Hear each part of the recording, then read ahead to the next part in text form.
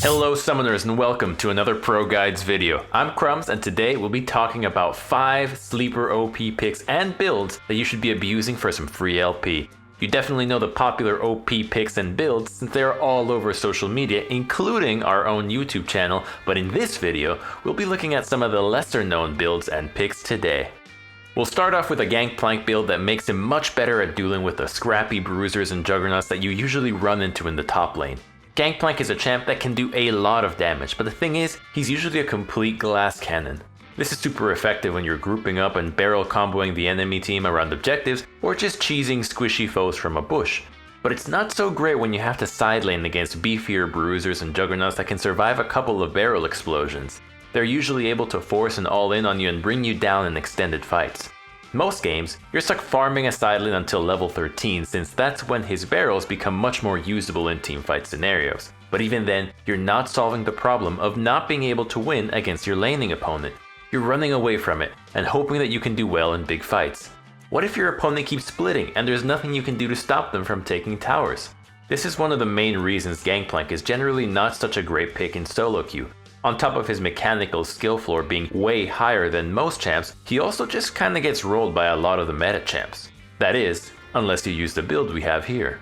The only thing we're actually changing up is the core build, but it really does make all the difference in the world.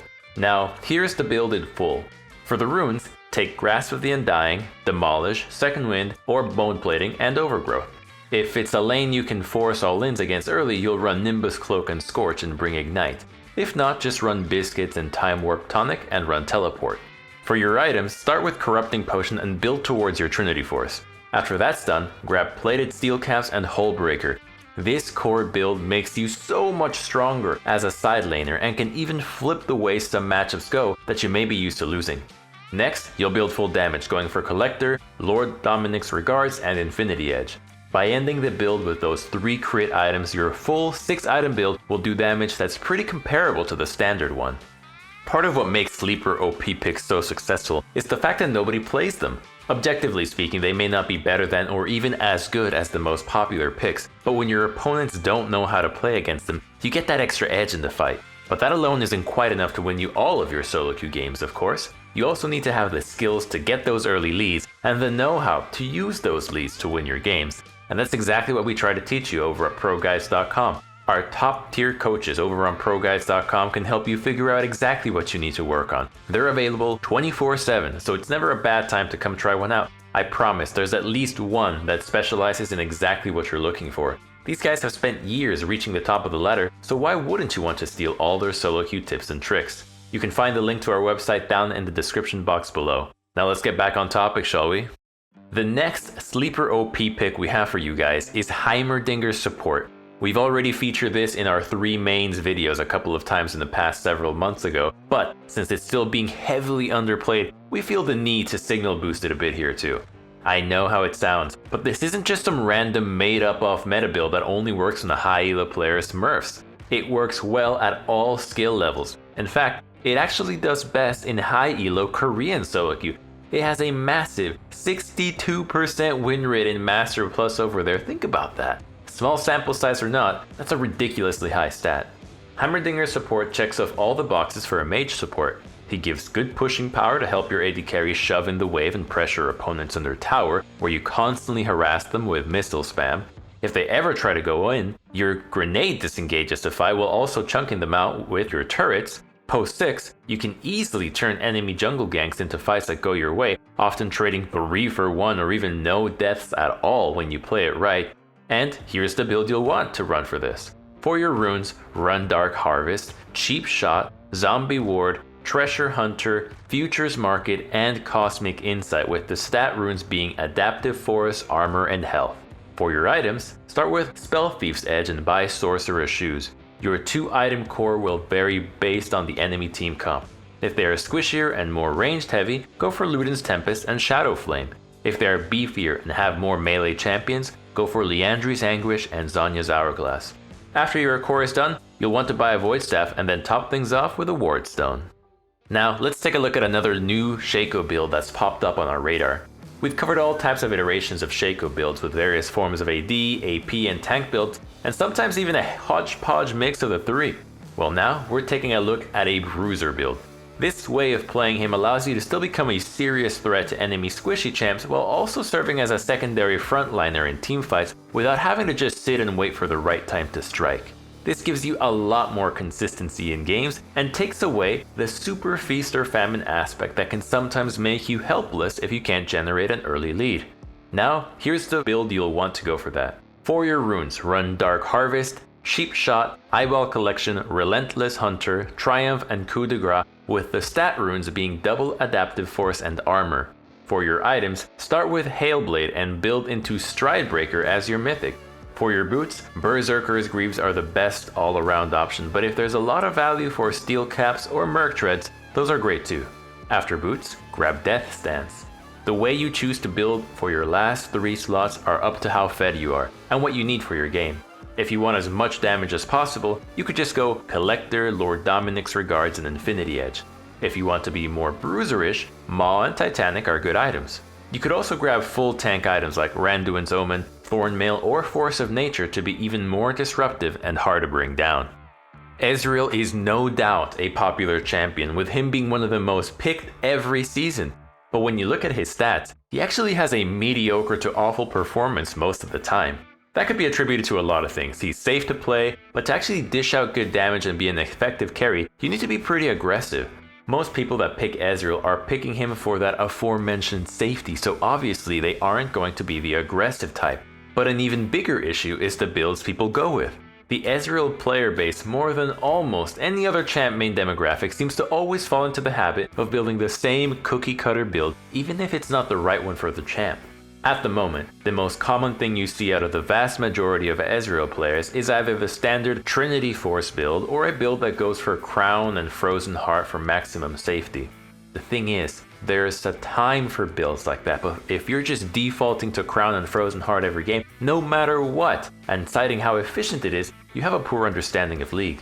Not every game is going to be won by an efficient, safe approach. Sometimes when you're the only carry on a team, it is up to you to build Glass Cannon and play the high-risk, high-reward game to carry a team of anchors. So if you want to actually play Ezreal to carry games hard and stop just picking him to be safe and hope your team allows you to coast to a win, here's how you want to build him. For your runes, run Press the Attack, Presence of Mind, Legend Bloodline, Coup de Grace, Magical Footwear, and Biscuit Delivery, with the stat runes being Attack Speed, Adaptive Force, and Armor. For your items, start out with Doran's Blade. I know people like to start tier for earlier stacking, but trust me, that's just bait. You want Doran's Blade so you can actually contest your opponents in lane. On your first recall, you should have the goal to get both tier and sheen. Then start building towards your Essence Reaver, Lucidity Boots, and Mana Mune, which should be ready to transform into a Mira Mana. At this point, you have big damage, and most people would look to buy Crown for safety, but remember, you're here to carry. For that, you want to buy Duskblade of Drakthar. The power spike you get from buying that is immense, and you'll be able to pretty much one-shot squishy targets that you can get onto. After that, you'll want Ceryldia's Grudge. Remember, this item isn't just about the armor pen it gives. This slow is really good for both kiting away from foes and sticking to those trying to run from you. To finish off your build, you'll generally want to go for Ravenous Hydra, but this slot can also be used for a situational item, like a Maw, a Zhonya's, or a Serpent's Fang. It's crazy to me that Ezreal is such an extremely popular champ, but so many people still don't know how to actually build him the right way. But he's definitely not the only one out there. And that brings us to today's question of the day. What's another super popular champion that you think people build the wrong way? While it's not the meta anymore, I think the Liandry's Ahri craze was pretty overrated. I get the logic behind it, but I just think good old-fashioned one-shot builds are the way to go on a champ like her. But that's just me, and we want to hear from you, so let us know down in the comments below. Now, let's get back to our last build. Finishing off our list, we have Zac Support. With Lifesteal getting that blanket nerf recently, and now Moonstone Renewer getting a bit of a nerf, kill lanes are becoming more and more powerful. That's why aggressive AD carries like Lucian and Samira have gone up on the charts, and so have the supports that go with them. And while he may not be nearly as popular as Nautilus or Leona, Zac is actually outperforming them at the highest levels of play. He takes a bit of getting used to, since he's not a pick where you can just flash in and engage in an instant. You have to actually set up for vision control so you can look for slingshot engages from the fog of war. But once you learn to do that, he provides so many more opportunities to start fights and set up your team to secure the win. His laning phase can be a bit awkward since if you mess up even on a single engage, it can lead to you being chunked out or even killed. But once you know your limits and learn how to actually trade with him, he's pretty good even in the first few levels. One big tip I'll give is to stop trying to fly in with your E to start fights bot lane. In some cases, that's okay, but most of the time, it's better to lead with your Q than your E. When Zac ganks from the jungle, his E usually surprises people, so it's going to hit the target pretty often. But when you're sitting in a bush, your lane opponents are always ready for it, so odds are they're ready to dodge it or hit you with some disengage and make it a good trade for them. Instead, try to hit them with a Q, then use your E on them right as you're pulling them towards a minion. Now, here's the build you'll want to run for Zac's support. For your runes, take Glacial Augment, Perfect Timing, Biscuit Delivery, Cosmic Insight, Font of Life, and Bone Plating, with the stat runes being Haste, Armor, and Health.